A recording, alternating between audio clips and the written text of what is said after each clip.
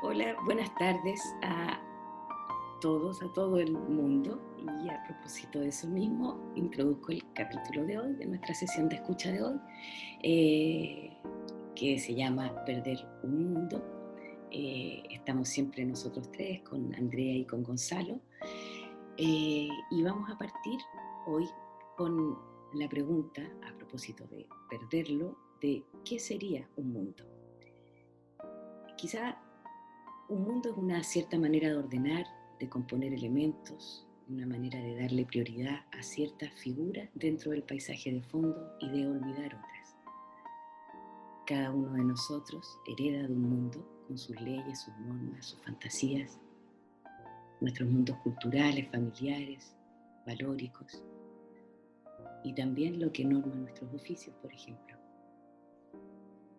Pero esto que estamos viviendo y que venimos viviendo desde hace unas décadas, los desmoronamientos de todo tipo, económicos, ecológicos, las crisis de nuestras sensibilidades, en fin, ponen quizá en evidencia que no podemos seguir pensando de manera parcelada la vida.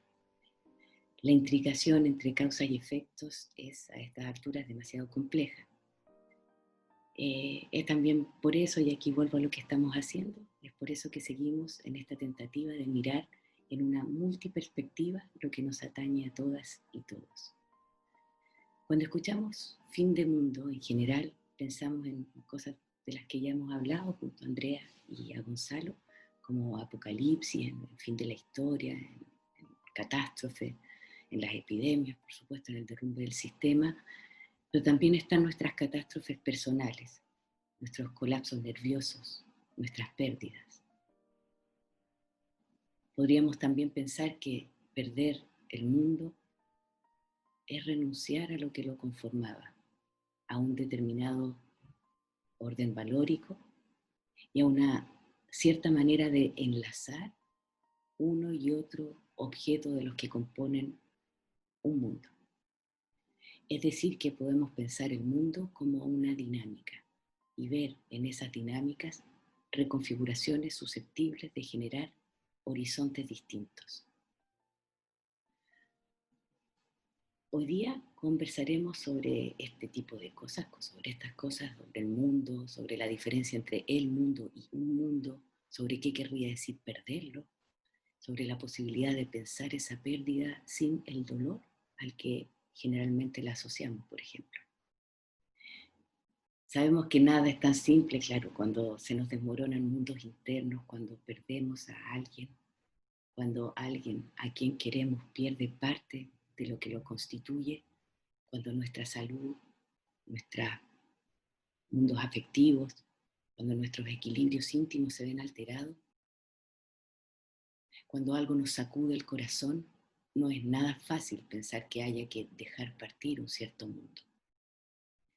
Pero abrimos desde aquí la posibilidad, desde hoy, y por supuesto acompañados, atravesados también por pensamientos que vienen desde lejos hacia nosotros, abrimos la posibilidad de pensar esa transfiguración del mundo, incluso de pensar al límite de su existencia coherente, porque de todas formas, lo queramos o no, la pérdida y el dejar partir formas de vida es una condición de la vida y forma parte de ella.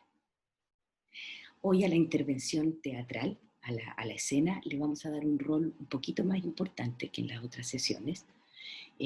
Vamos a volver a ese mundo del teatro y a eso que tiene de particular, que es que nos permite ser testigos de realidades haciéndose, dirigiéndose al mismo tiempo a un lugar de nuestra conciencia. En ese sentido, el teatro es un ejercicio inmersivo y analítico. En la escena que escucharemos hoy,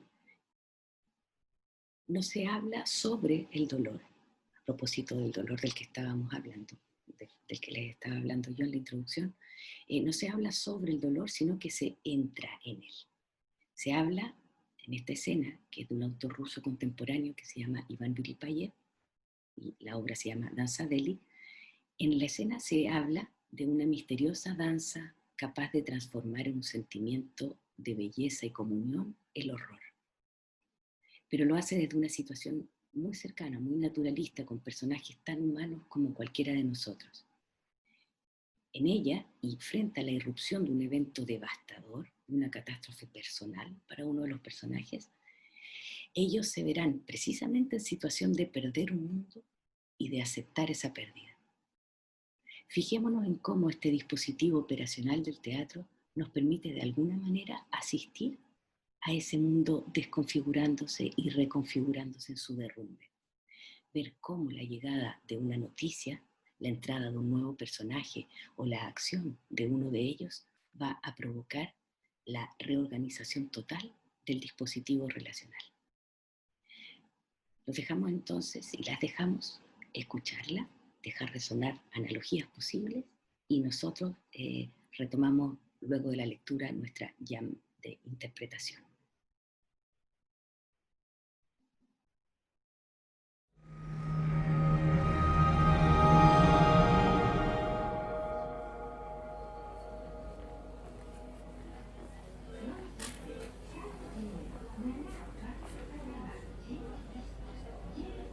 ¿Usted ha escuchado alguna vez hablar de una danza que se llama Delhi?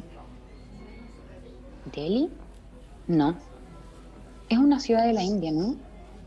¿Alguna relación entre la danza y la ciudad?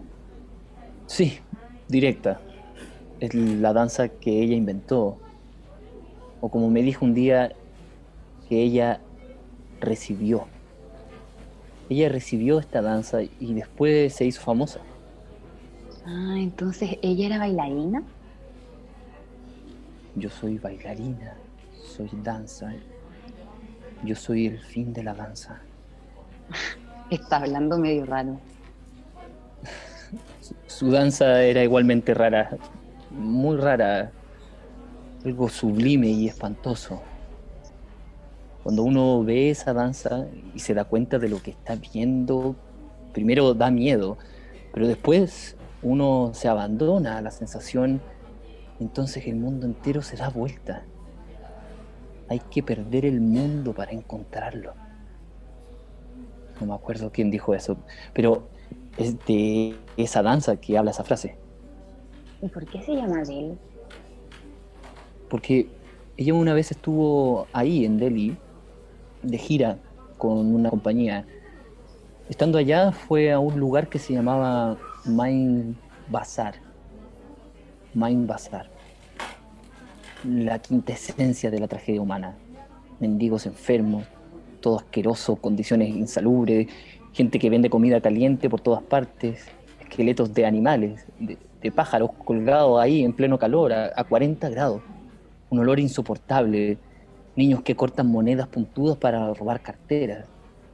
Se vende ropa, joyas, o sea, copia de joyas. En fin, estando ahí, ella vio la tierra cubierta de gusanos, de moco, escuchó gritos horribles, lamentaciones, bocinas de autos y una risa atroz. En fin, ella sentía que estaba en medio de un verdadero infierno. De pronto, en medio de todo eso, sintió como su cuerpo, como si su cuerpo fuera atravesado por un dolor fuerte y agudo. Un dolor que literalmente la petrificó. Sentía que ella misma ya no era más que dolor, dolor infinito. Y en ese momento se le apareció de frente un vendedor de carne a la parrilla. En la ceniza roja, en la brasa roja de su brasero había un pedazo de fierro ardiente, probablemente uno de esos fierros para remover las brasas. Pero Katia le llama a eso simplemente pedazo de fierro. Entonces, sin ni siquiera entender lo que estaba haciendo, agarró el pedazo de fierro y lo apretó contra su corazón. Se quemó el pecho, haciéndose una herida increíblemente profunda. Después perdió el conocimiento y la llevaron al hospital. Durante mucho tiempo la cuidaron, hicieron todo para que volviera a la conciencia, porque además de las quemaduras había tenido un tremendo shock nervioso. Bueno, durante mucho tiempo estuvo en cuidados intensivos hasta que de repente, una noche, soñó una danza. soñó con alguien que bailaba esa danza y luego entendió que ese alguien y la danza misma eran una sola misma cosa y que en realidad esa cosa era ella misma. Cuando se despertó, recordó con precisión esa danza y su nombre, Deli. Y esa misma mañana empezó a crear su danza inimitable. Todas las escenas horribles que había vivido en el mercado de Delhi surgieron en su imaginación. Los mendigos, el fierro calentado vivo, los enfermos, todo. Pero los movimientos de su danza se volvían, por eso mismo, cada vez más sublimes. Así nació esta danza, esta celebración del horror, de la fealdad y de la tragedia humana que dice al mundo que el horror y el dolor no existen y que no existe más que la belleza de la danza, que todo es danza. ¿Y Auschwitz entonces también es danza? Pero, ¿por qué trae a Auschwitz al baile aquí? Bueno, porque allá los nazis hicieron morir a millones de niños judíos. ¿Pero qué tiene que ver los niños judíos en esto? Bueno, o sea, si yo lo sigo bien, eso también sería danza, ¿o no? Interesante la rapidez de su reacción. Ni siquiera tuve el tiempo de explicarle hasta el final. ¿Usted tiene parientes que murieron en Auschwitz? No. Era solo un ejemplo. El primero que se me ocurrió. Interesante. ¿Por qué precisamente fue Auschwitz lo primero que se le vino a la cabeza? Perdone, es solo que cuando usted dijo que el horror era una danza sublime, yo me acordé de Auschwitz, que es un símbolo de horror y de dolor. A ver, yo no podría transmitirle con palabras el sentido y la esencia de la danza de Lee. Para entenderlo hay que ver la danza. Yo mismo solo entendí, o más bien sentí con todo mi ser que, ¿cómo decirlo? Que es importante permitir a cada cosa ser como es. Que es importante permitir a cada cosa simplemente ser. ¿En qué sentido? ¿Acaso las cosas no son ya? En el sentido que todo es como es. Que todo debe simplemente ser. Autorizar a todo a ser. Que nada prohíba, o que incluso las prohibiciones también pueden ser. Hay que, al interior de sí mismo, autorizar a que todo lo que pasa sea, que todo sea así como es. ¿Y Auschwitz? Que Auschwitz también se quede en su lugar, que todo sea como es. Oiga, ¿y hace mucho tiempo que su mujer inventó esta danza? ¿Por qué mi mujer? Esta danza no la inventó mi mujer. Yo estaba hablando de otra mujer. Ay, es que yo pensaba que era... O sea, ¿cómo es su mujer la que está allá? Sí, es mi mujer la que... Y yo estaba hablando de otra mujer, de una gran bailarina, porque su danza me da fuerza para percibir el mundo y para poder vivir en el mundo. Ah, ya. ¿Y le puedo hacer una pregunta? No sé. Bueno, hágala. No se enoje conmigo, ¿ah? Pero el hecho de que su mujer haya puesto fin a sus días, también habría que dejar que eso sea como es. ¿También eso sería danza de él?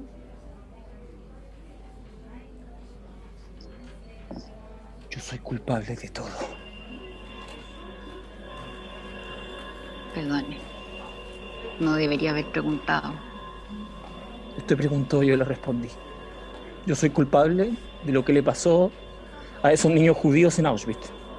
Yo los reduje a polvo y fabriqué jabón para el baño. ¡Heil Hitler! ¡Heil Hitler! ¡Esa es mi danza! ¡Heil! ¡Esa es mi danza! ¡Yo soy culpable de todo! ¡Javi! ¡Javi! Andriusha, Andriusha, por favor, cálmate. Andrei, ven, ven. Ya estoy acá. ¿Ah? Yo estoy aquí contigo.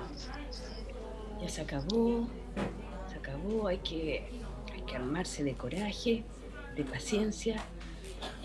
Todo esto va a pasar, ¿ya?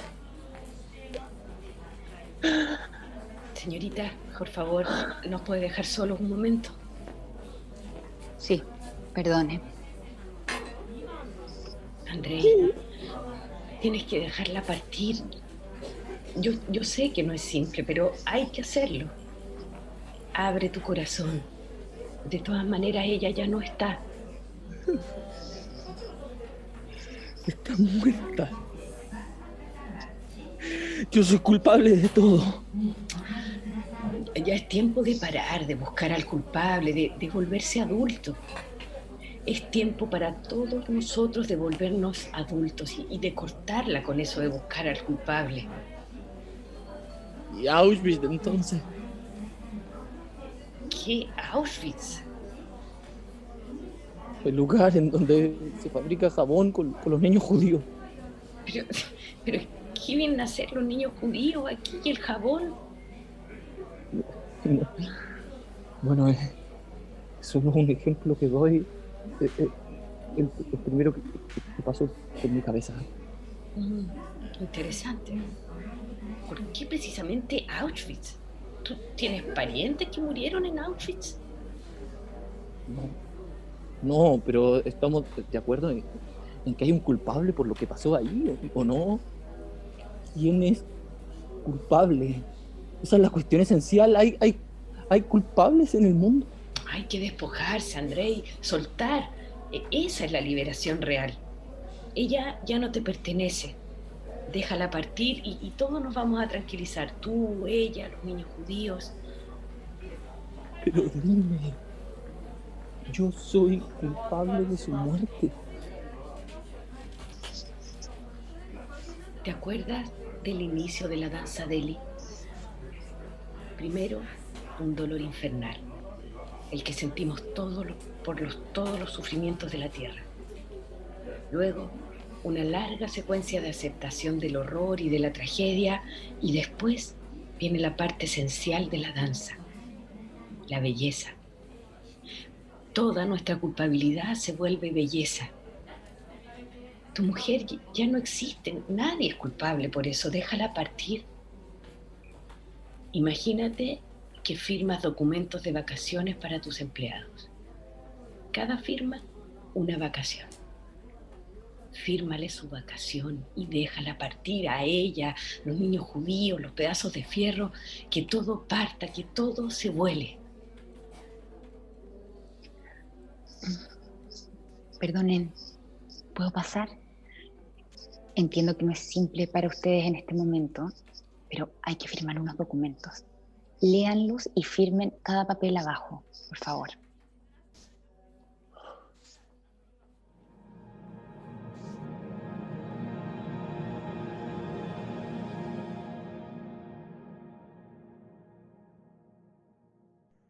Sí, bueno, es un texto, aquel que acabamos de escuchar, muy, muy intenso y que hay varias cosas, ¿no?, que emergen. Yo creo que uno de los aspectos tal vez más explícito y más poderoso del texto es la relación, por supuesto, con la muerte y la relación con la culpa. O sea, la frustración que puede surgir frente a la muerte, frente al dolor. Y todo el texto que hemos escuchado, este extracto que hemos escuchado, parece construido para adentrarse casi en la locura de la culpa, ¿no?, y de la responsabilidad para con el otro. La inmensidad del llamado que no se resuelve y que constantemente vuelve y crece y se excede a sí mismo, este Auschwitz, ¿no?, que resuena en el texto. O sea, parece como si frente a la inmensidad del dolor de una muerte, todo recae entonces en mí, ¿no? Si uno muere, si ocurre este inconmensurable que es la muerte, muere todo y es mi culpa, ¿no? Cada muerte es el fin del mundo y cada muerte hace de mí su último responsable. O sea, aquel que no muere aquel que sigue viviendo justamente ya no solo vive, sino que sobrevive, es un sobreviviente. Y el sobrevivir es una posibilidad diferente, ajena tanto a la muerte, pero como a la vida. El sobrevivir supone, es como que nos supusiera ya una oposición entre muerte y vida. El sobrevivir es la muerte vivida, es la vida que muere y que se hiere intensamente en la culpa, ¿no? Así que los sobrevivientes, por su propia condición, se sienten culpables ya solo por el hecho de sobrevivir. Habría podido morir yo en lugar del otro, en lugar del muerto. Y esta posibilidad abismal es como algo que me incumbe, es como un peso insostenible, que genera una especie de resentimiento invertido, un sentimiento de envidia invertido. También un deseo de vida invertido, ¿no? Esto ocurre en lo profundo del dolor. Pero frente a ello, que es un dolor muy fuerte y el texto lo deja emerger en toda su fuerza, el texto deja aparecer el grito final, ¿no? Deja partir, nadie es culpable, firma la vacación al dolor, suelta a los niños judíos, todo el resto. O sea, siente la vida que atraviesa tu condición de sobreviviente también y hay que soltar las frustraciones, las decepciones, los dolores incurables, hay que despojarse, hay que soltar, ¿no? Y entonces, un primer punto, quizá el más explícito, el más evidente, el más fuerte del texto, es esta necesidad de asumir su condición de sobrevivientes, pero sin quedarse atrapado en una especie de espiral negativa del dolor. Mm, mm. De hecho, hace un llamado que es bonito, al parecer, al momento de despojarse, lo que vamos a lograr, leyendo el texto hacia atrás, por decirlo así, lo que vamos a lograr es poder ver la danza. Y la parte esencial de la danza es la belleza. Quiero decir que al parecer en ese despojarse existe la posibilidad de verla, ¿no? Cuando Andrei le dice que él no puede explicarla, en realidad que hay que verla. Y más al principio aún, de nuevo está el dolor, digamos, al inicio de la danza. Es bonito eso del texto, digamos, que parte en el dolor, muestra cómo del dolor es capaz de surgir la belleza, que me da la impresión que es la belleza justamente de despojarse, de dejar ir, de firmar la vacación. Así me llega a mí en el flujo del texto. Sí, la misma palabra belleza está cargada de una cantidad importante de significaciones. Obviamente aquí la belleza no es lo frívolo, lo superficial, la apariencia, lo adorno, la liviandad liberada de todo peso, sino que es esencialmente como la aparición de un gesto, de una danza que precisamente transfigura el dolor, lo mantiene pero lo vuelve un movimiento casi agraciado, ¿no? Este movimiento que trae su propio sustento del dolor, no lo niega, pero que deja emerger la gracia, o sea, la vida que existe en la sobrevida, para seguir con esta idea, ¿no? Mm. La vitalidad que atraviesa el dolor.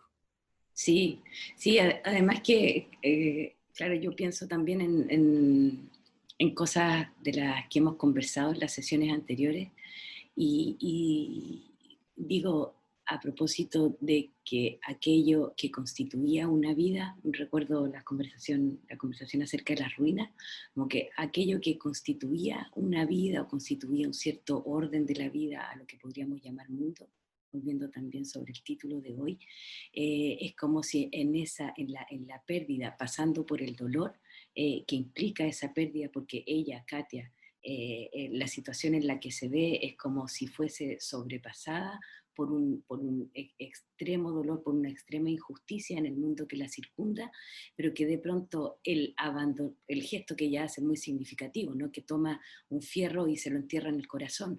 Como que ese gesto, siento yo, de alguna manera vendría a figurar una desaparición de ella como el sujeto que está sintiendo ese dolor y que al desaparecer ella como sujeto, lo que aparece en esa danza es el fondo en el que ella estaba, es como si desapareciera la figura, haciendo ver el fondo de puro movimiento en el que ese sujeto, que era hasta ese entonces ella, estaba inserto, digamos, como si la supremacía del sujeto por sobre el paisaje se anulara o se disolviera, dejando aparecer a través de ella, de su cuerpo, de sus gestualidades, dejando aparecer el resto de la vida, y que en ese gesto estaría contenida esa gracia o esa belleza, que efectivamente, como dice Andrea, no es ya la belleza como que respondería a un formato predeterminado de eso, de forma o de equilibrio, sino es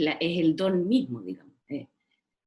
De hecho, es ese gesto el que, como dice el texto, autoriza a las cosas ser. Mm, mm, Creo que a eso refiere. Y es bonito porque entonces ahí la belleza, pensada como gracia, adquiere un valor que es, que por ejemplo no se puede poseer y que no tiene pretensiones de permanencia. Es como algo que solo se puede vivir, digamos, como el gesto. En ese sentido tampoco está disponible para los sujetos, sino que para los gestos. Por eso quizá el valor que tiene la danza, ¿no? Como, eh, eh, como gesto, digamos. Sí, sí, también es interesante el hecho de que aquel que logra transfigurar el dolor y el dolor de la muerte, el dolor más terrible. Bueno, esto no es un, no sé, un gesto absoluto, una revolución de todo, sino que ocurre en el texto por algo como apenas latente, algo que ya estaba ahí y que no se manifestaba. Eso es claro, lo que yo siento cuando el texto habla del hecho de que hay que permitir que cada cosa sea como es, permitir que cada cosa simplemente sea. O sea, ahí me parece que se nombra más que una mutación radical, una especie de, en cambio, una especie de sutileza apenas perceptible, y que empero sí transforma todo. claro, Nosotros estamos como acostumbrados a pensar el cambio, la transformación como una ruptura total. Estamos acostumbrados a pensar las alteraciones de la historia como el dar la vuelta radical a lo que hay, ¿no? Así es la manera en que se cuenta la historia. El historiador cuenta siempre de los golpes de teatro, los acontecimientos totales que hacen mudar de una era a otra, ¿no? Pero tal vez lo que cambia incluso la cosa más profunda y más dura, el dolor en belleza, bueno, esto que lo cambia no es una revolución total, no es una innovación. No hay que buscar el cambio en un afuera puro, ¿no? Hay más bien que dejar que las cosas sean como son, o sea, hay que entender cómo son las cosas y dejarlas ser lo que son. Hay que encontrar una actitud que transfigure la culpa en belleza. En el fondo de esto se trata. Esta es la danza. claro. Claro, además una pequeña cosita que me anoté ahora de lo último que decía, y poniéndolo en relación con lo de el gesto, que claro, no es que, es como si no es que hubiese que cambiar las cosas que hay, sino aprender a apreciar lo que había y que no habíamos visto. Me hace pensar también en la cosa de la ética sensible de la que hablamos, que finalmente es como ponernos en una actitud, ya que nos gusta harto esa palabra de la actitud, es como una actitud de recepción, una actitud de escucha a signos que están en nuestros entornos, bueno, no sé si signos, porque ya querría decir que nos están diciendo algo, pero elementos que están en nuestros entornos, pero que el lugar de sujeto en el que estábamos no nos permitía ver, precisamente porque estábamos en un cierto orden valórico que daba más valor a unas cosas que a otras, que configuraba nuestro modo atencional, digamos, y que esta cuestión de dejar emerger gestualidades no vistas hasta entonces en nosotros es una manera de poner atención en eso que es lindo. A mí me gusta harto también la idea como del tono menor, ¿no? Como que es un tono menor, es ver ver el fondo, ver en el fondo inagotable cosas no vistas. Eh, Sí.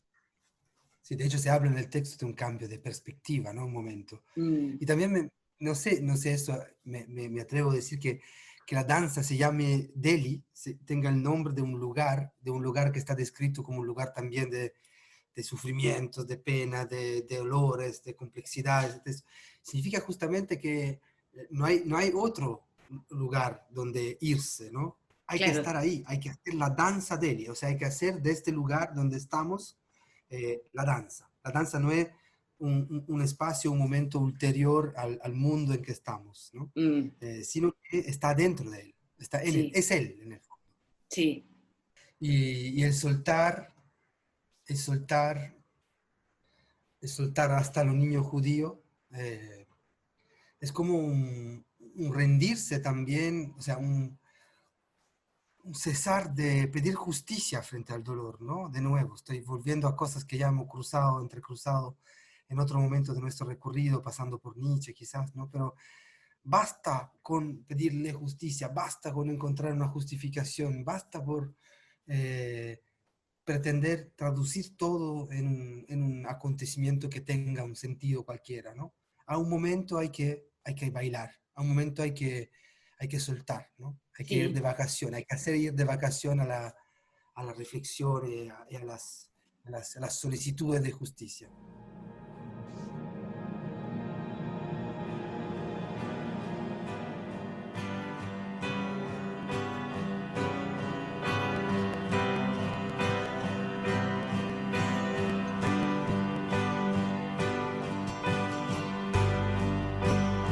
Isn't it a pity? Now isn't it a shame how we break each other's hearts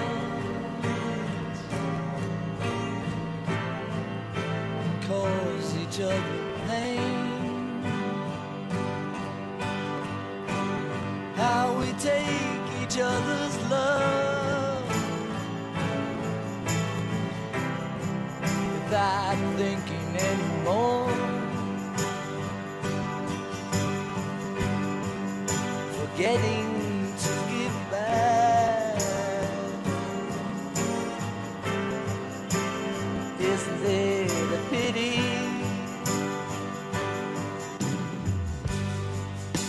Some things take so long, but how do I explain? Not too many people can see we're all the same.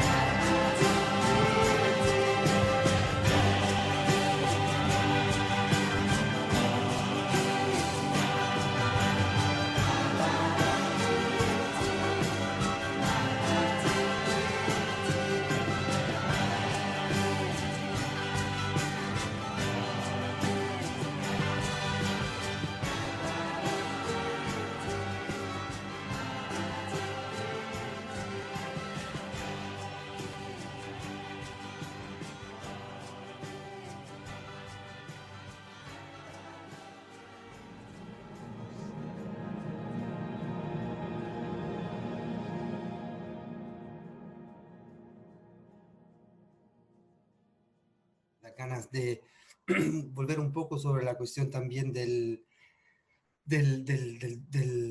lo que queda cuando estamos transitados por el dolor, por el sufrimiento, por la pena, por aquello que no tiene ninguna salvación afuera de sí, que no encuentra ninguna posibilidad de ser recuperado o reasumido.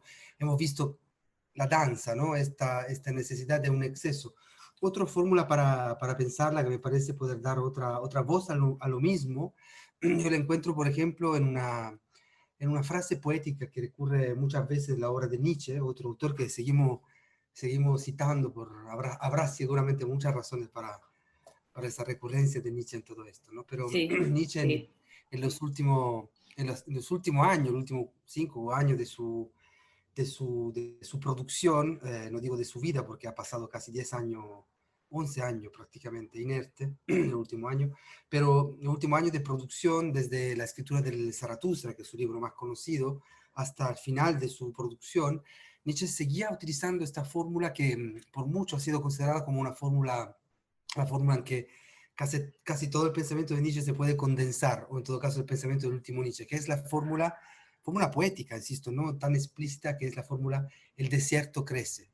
Es una fórmula Sí, que repite mucho Nietzsche en sus poemas, de sus textos de su último año, y a mí me da gana, si me dan el tiempo de citar una de esta por supuesto. recurrencia, la encuentro es un poema, creo que es un poema, porque en realidad es un fragmento, no se sabe muy bien si es un poema concluido o no, en todo caso no es un poema publicado, es un fragmento que se encuentra en la obra póstuma de Nietzsche del 1984.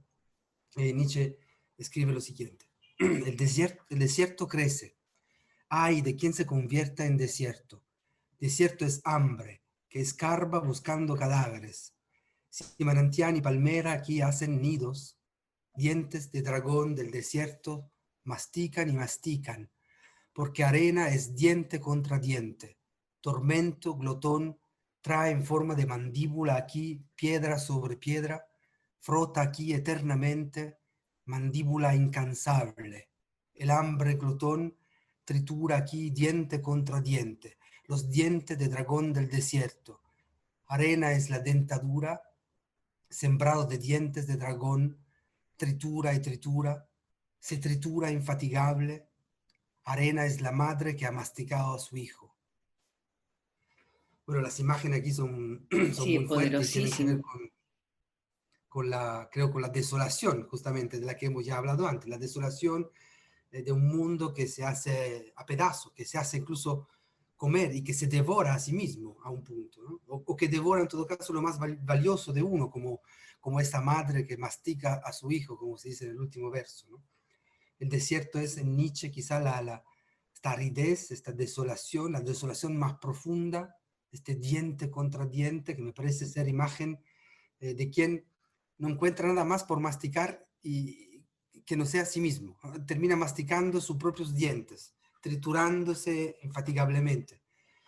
Nietzsche habla muchas veces en su obra de la erosión o de la autoerosión, ¿no? De la Selbstzernagung, es una palabra que viene de Schopenhauer también, es una palabra que le gusta mucho a Nietzsche porque habla bien del resultado del gesto filosófico. El resultado del gesto filosófico es una autoerosión, o sea, uno debe terminar por erosionar los fondos, o sea, las seguridades que existían de sí mismo anteriormente, ¿no? En el Mm. fondo, el gesto de Nietzsche es para realizar una especie de deconstrucción de sí mismo, ¿no? Pero lo interesante, bueno, por un lado es la dureza de esta operación. Nietzsche no para en la última parte de su obra de hablar justamente de nihilismo, de la tortura del en vano, ¿no? Dice muchas veces Nietzsche, del más largo despilfarro de las fuerzas. Son todas sus expresiones para describir este movimiento del cual se siente la necesidad de llevar a cabo su operación, ¿no? Pero el resultado de todo ello no es una superación del dolor, no es una salida, no hay una verdadera positividad, pero tampoco hay una mera negatividad. Nietzsche, por ejemplo, opone en su obra aquel que él llama el último hombre al superhombre. El último hombre sería, dentro del pensamiento de Nietzsche, aquel que se abandona a la mera nada, que finalmente el último hombre es la expresión de la decadencia frente a la nada. El último hombre es el hombre que frente al caerse de todos los valores se queda sin voluntad o con la voluntad de la nada, ¿no? Pero justamente Nietzsche critica esto, se opone a esto. El superhombre no es aquel que se abandona a la pérdida de valores, sino que la fuerza de la radicalidad del pensamiento de Nietzsche lo lleva a concebir como la necesidad de un nihilismo que supera esta voluntad de nada, ¿no? Debemos hacer de la nada la condición de la creación, dice Nietzsche, de la transvaloración de todos los valores, y no una situación de abandono. Claro.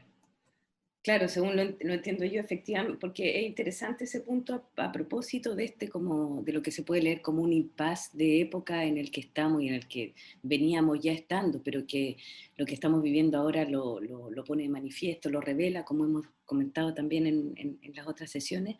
Y ahí la figura o sea, del superhombre entendido bajo este prisma que estamos proponiendo ahora, yo creo que es súper, porque tú mismo decías, Andrea, hace un ratito, habría que ver, ya veremos, por qué esta insistencia de la figura de Nietzsche o de las figuras que él propone para pensarnos, repensarnos, en fin.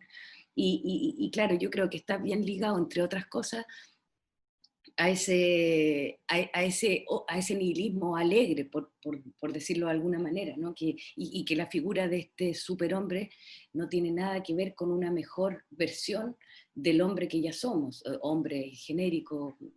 Claro. Ya estamos después de... Ahora sí que estamos después del hombre en el sentido de que ya no se llama hombre, ¿no? Decimos el ser humano, digamos, pero ese superhombre sería otra cosa, y no sería una versión mejor de lo que creíamos ser hasta ahora. Yo, volviendo también a lo que estábamos comentando en la primera parte del diálogo, siento que todo es como bien barroco en lo que estamos, ¿eh? En el sentido que hay bien, que toda esta terminología, todo este paisaje teórico, que yo no llamaría un marco teórico, sino más bien un paisaje, un horizonte teórico, gira en torno a esta cuestión de la ruina, de la forma de organización, de que hay una latencia, como una trascendencia inmanente a la vida, digamos, y que no está en un proyecto ni histórico, ni en un proyecto trascendental, la posibilidad de reconfigurar un mundo, entre comillas, mejor, o un otro mundo, sino que ya está aquí. Lo que pasa es que no hemos puesto suficiente atención o cuidado en las manifestaciones posibles de esos mundos en este mundo. Y recordaba, creo que Andrea, tú lo mencionabas la otra vez, o no sé, en algún momento pasamos por ahí, por esta idea de las luciérnagas también, que propone Didi Uberman, a propósito de Pasolini por lo demás, pero de ver las luciérnagas. Y yo siento que en esto que vivimos ahora hay muchas cosas que suceden en la sombra, digamos, en la sombra del paisaje, y que es en esas sombras en donde podemos ver perspectivas de renacimiento. Sí, yo también sobre ello. Precisamente, tú estás citando a Pasolini, a la Luciérnaga y a Didi Uberman, el uso que hace Didi Uberman del escrito de Pasolini sobre la Luciérnaga. Pero ambos autores justamente tienen la duda, o sea, no solo tienen la duda, sino que ven la desaparición de las luciérnagas, ¿no? Pasolini Claro. dice, ya no hay luciérnagas, ya no la hay. Esto que para mí era magia, la magia de mi infancia, de que yo veía que seguía la noche, el atardecer, y que describía mi atardecer de verano, no está, se ha Claro. perdido, este mundo se ha perdido. Entonces, basta con esto, ¿no? Ahí se expresa como una especie de enorme frustración negativa que tiene Pasolini. Y Didi Uberman también va un poco en esta dirección. Yo diría que precisamente porque se trata de luciérnagas, de la búsqueda en el aquí de algo que está desapareciendo, que se esconde en lo que hay también que usar un enorme quizá, ¿no? quizá hay la danza, quizá emerge la belleza del dolor. Pero hay un Sí, quizá, por hay un supuesto. De hecho, enorme, sí, sí, sí, sí, hay un enorme quizá que yo creo que debe describir, debe estar antepuesto a toda la operación, ¿no? Porque si estuviésemos seguros de que lo hay, bueno, tal vez simplemente estaríamos todos bailando o por estaríamos todos supuesto. jugando con las luciérnagas, ¿no? En No, cambio, por hay, supuesto. una, hay, una, hay un esfuerzo casi frente a lo inconmensurable que hay que hacer, ¿no? Hay que rebuscar dentro de lo que hay, aquel que Claro, no se presenta, aquel que no se muestra. claro, por eso hablo de las sombras justamente, que es en las Sí, sombras. sí, sí. Yo creo que es en las sombras, es como si justamente si pensamos que la modernidad y esa herencia en la que estábamos venía justamente del iluminismo, es como que hay que pensar que, bueno, la sombra que proyecta, o yo me acuerdo alguna vez como haber hecho un dibujo a propósito de eso, como la sombra que proyecta esa luz sobre nosotros, quizás nos puede decir más cosas. Y lo de las luciérnagas, sí, no lo decía en un sentido como positivo, positivo digo, de eso, de Sí. estar jugando con las luciérnagas. Pero yo recuerdo en el comentario de Didier Oberman, pero quizás yo lo recuerdo mal, pero que justamente él hacía como ese ejercicio, siendo él muy fiel a Pasolini, él mismo decía, bueno, Pasolini decía que ya no las veía, pero quizá el asunto no era tanto que ya no las hubiera, sino que nosotros no somos capaces de verlas. Sí, Y es ahí yo cierto. vuelvo a la cuestión como de la actitud, que en realidad no es tanto que las cosas estén o no estén, la vida está. La cosa es que la vemos o no, y la ponemos en circulación o no. Y ahí cuando pienso en lo de las sombras, que parece así como figura poética y de alguna manera lo es, pero al mismo tiempo en la realidad actual yo veo, por ejemplo, todo el trabajo que hacen en los márgenes, digamos, de la organización institucional, todo el trabajo que hacen las asociaciones o ciertas prácticas particulares que se desarrollan a la par de la descomposición de un cierto mundo, en su sombra se desarrollan esos como potenciales de reorganización de vida intersubjetiva que están en la sombra de lo que aparece bajo las luces predominantes. Sí, Mm. A mí me da claro. la impresión de que nos devuelve a esta idea de que hay que perder un mundo para poder encontrarlo, Mm, que decía sí, la la Sí, escena, sí. Y en ese sentido, en el caso del encontrar, a mí hay algo que me ayuda harto, que es volver a la cocina, ¿no? O sea, volver, que con eso quiero decir, volver a la cotidianidad más simple y sencilla. Yo Sí, siento que en ese espacio de cotidianidad, sobre todo la cotidianidad de los vínculos, con mi hija o con la pareja de uno o con el vecino, en esa cotidianidad de los vínculos, encuentro que siempre hay algo que es subversivo, que más tiene que ver con la vida que con los mundos. Y que de hecho yo creo que en el fondo siempre se resiste un poco a cualquier fórmula, digamos, como que está donde siempre subyace algo de incomodidad, y que creo que justamente ahí también quizás está el hecho de que ya no seamos capaces de ver las luciérnagas, digamos, que no podemos ver en eso cotidiano también la guía, digamos, para dejar ir, para autorizar, a pesar de que está siempre con nosotros. Lo digo por mi enojo cotidiano con mi hija, pero mi reconciliación cotidiana con mi hija, por cómo le ayudo en el colegio, cómo no le ayudo en el colegio, cómo no me importa el colegio, cómo el colegio es súper importante, todas esas cosas que siempre están en debate, que siento que son justamente signos del desmoronamiento de un mundo por otro lado, pero también son signos, al mismo tiempo, mirados desde otro lado, de, de la vida como manifestándose. En ese sentido, los niños, por ejemplo, encuentro que son bonitas luciérnagas, porque están todo el tiempo en resistencia con los mundos que uno les propone, como que son una invitación constante a perderlo. Te invitan a jugar a cosas que tú no jugarías, te invitan a imaginar a cosas que tú ya no imaginas, te invitan un poco a ser luciérnaga, digo, quizás lo estoy extremando, pero encuentro que en ese Yo, espacio cotidiano hay yo algo. estoy muy de acuerdo contigo, estoy muy de acuerdo contigo, sobre todo en la experiencia con los niños.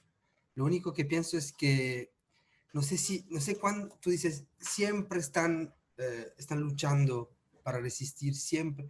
En verdad, yo usaría otro tiempo verbal, diría, casi nunca lo están haciendo. Sin embargo, hay pequeños instantes en que eso mm, pasa, en que se mm, puede resistir, pero son como momento de eclipse, o sea, el momento en que se alinean los astros y sí, uno ve lo que ve, ¿no? Pero son instantes, son fragmentos. El punto es no dejar pasar esos fragmentos, no dejarlos desapercibidos. Y lo más fácil sería no percibirlos, no, Sí, no darse cuenta, no moverse, no bailar. Pero el punto es que cuando vienen, cuando se alinean los astros, sí hay que bailar, hay que estar listo para hacerlo. Pero creo que es muy claro. raro. Claro, sí, yo estoy bien de acuerdo con eso, con que es raro, por eso es precioso también, precioso como raro, ¿no? Como eh, yo escuchándolo, claro, a mí me pasa, no tengo esa experiencia en el cotidiano con niños, como que yo siempre, que ya sea la experiencia con niños, con el tipo de experiencia particular que cada cual tiene, pienso también que siempre es importante tener un poco de cuidado, porque en generalizar, digo, porque las condiciones de vida de cada cual son distintas. Y muchas veces cuando uno como que lo pasa a un ejemplo universal, se pierde eso tan particular y tan raro que tiene el que de verdad uno entre en conexión con la posibilidad de ver una luciérnaga, que es lo que creo menciona Andrea. No, que sobre todo que lo de que se trata, estamos diciéndolo del inicio, no es nada extraordinario. O sea, no se trata de hacer un Claro, gesto extraordinario, exorbitante y pleno y absolutamente soberano de sí que transfigura el mundo. No, es dejar ser permitir que lo que sea como es. O sea, es lo simple, lo sí, imperceptible en el fondo, ¿no? Y sí. de hecho, ahí quizá, como por volver al punto, pero yo no lo siento como, no es que esté ocurriendo todo, o sea, a ver, creo que lo que es extraño y lo que debe ser disfrutado como extraño es cuando nosotros estamos en disposición de verla. Estaba Claro, justamente la claro, idea sí, es la Sí, sí. actitud, de claro. lo diví, ¿no? Como quizás están ahí, solo que ya no podemos verla. Y yo cuando me refería a que ocurre todo el rato, me refería a eso, como que está todo el tiempo ahí. El asunto es que no Sí, sí, siempre sí. dejamos el mundo ir para poder recuperarlo. Claro, no lo dejamos, claro, no dejamos ir suficientemente el mundo para que aparezcan los mundos un poco, Claro, los potenciales, como, sí, a eso y- me refería, como a que en esta cotidianidad, en la cotidianidad más común, yo, por ejemplo, lo siento mucho en las incomodidades que yo siento. Por ejemplo, en los vínculos que tengo. Como claro, que la claro, incomodidad misma es una luciérnaga que yo a veces pretendo mejor zanjar mi incomodidad que poder habitarla. Y siento que cada vez que la habito, una luciérnaga aparece. A eso me refiero con que claro. está... Bueno, tiene suerte de que cada vez, porque yo creo que también, claro, que hay como de todo, es así, pues, hay luciérnagas, hay monstruos, hay un montón de cosas. O sea, yo creo que ahí también, efectivamente, antes hablábamos de una cierta actitud como de receptiva y como estar alerta, estar alerta. Es como, para mí al menos eso es lo más importante del ejercicio que hacemos, no es tanto en el caso del teatro, por ejemplo, hacer obras, pero sí hacer un ejercicio de, de ecología interna un poco, de poner atención a las formas de vida, de, Velar. de velar, eso, es una muy linda figura, sí, de vigía. Mm, mm. Claro, como que nos abren a esa consideración.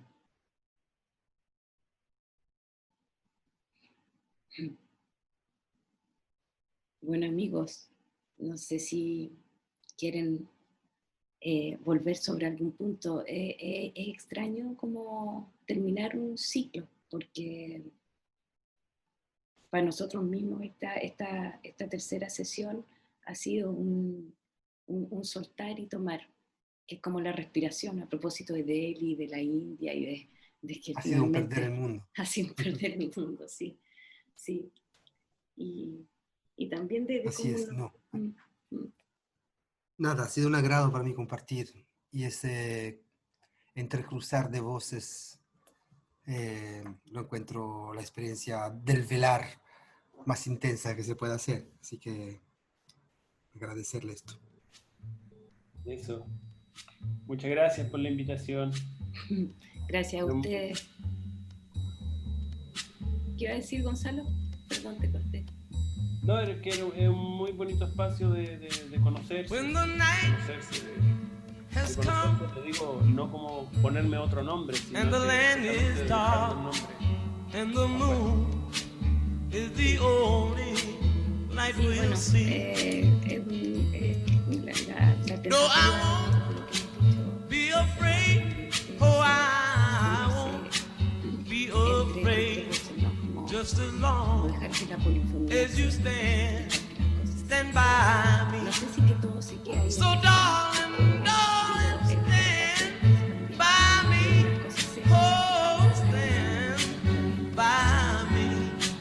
Oh, stand, Y que continúe su danza, stand by me. Stand by me. que esa continúe.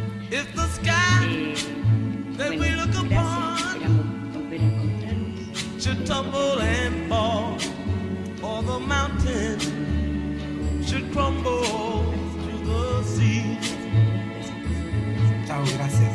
I won't cry, I won't cry, no, I won't shed a tear, just as long as you stand by me.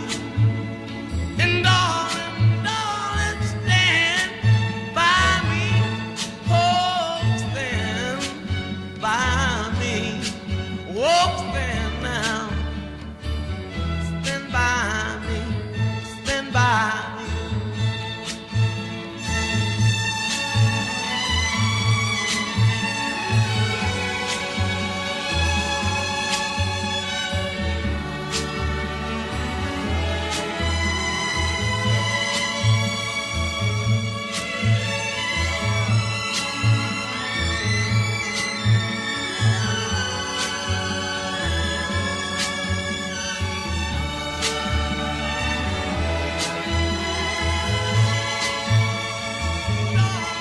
Darling, stand by me. Oh, stand by me. Oh, stand by me. Stand by me. Whenever